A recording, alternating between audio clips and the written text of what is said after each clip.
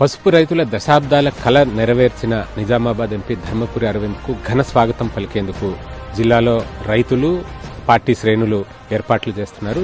ఇది మీరు పట్టుబట్టి సాధించారని చెప్పి కేంద్ర మంత్రులే స్వయంగా మీకు ప్రశంసలు కురిపించారు. ఇప్పుడు జిల్లాలో చూస్తుంటే మీకు ఘన స్వాగతం పలికేందుకు భారీ ఏర్పాట్లు చేస్తున్నట్టు తెలుస్తుంది. మీరేమంటారు? వాటిని యాక్సెప్ట్ లేదండి. ఫస్ట్ నేను ఆల్రెడీ మాట్లాడినాను మా జిల్లా అధ్యక్షులకి అందరికీ. ఎటువంటి ఘన స్వాగతాలు అవసరం లేదు. నాకు ఢిల్లీ బాధ్యతలు ఉన్నందున ఏమైనా మధ్యలో 2 రోజులు చుట్టి ఇస్తే తప్పకుండా నేను ఇందూరుకు పోతామని ఉంది. పోయినా కూడా ఎటువంటి హంగులు ఆర్భాటాలు అవసరం లేదు. మా దగ్గర వెల్కటూరు అనే ఒక గ్రామం ఉంటుంది. బ్రహ్మాండమైన పసుపు పండుతుంది.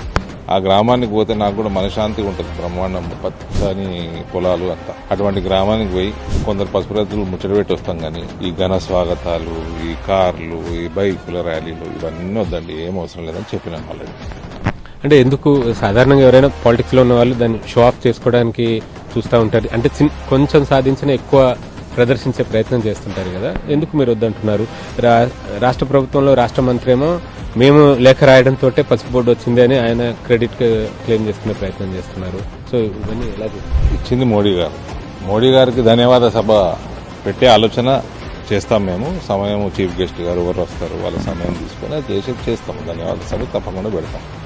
కానీ నాకు ఎటువంటి ఘన స్వాగతాలు అవసరం లేదు.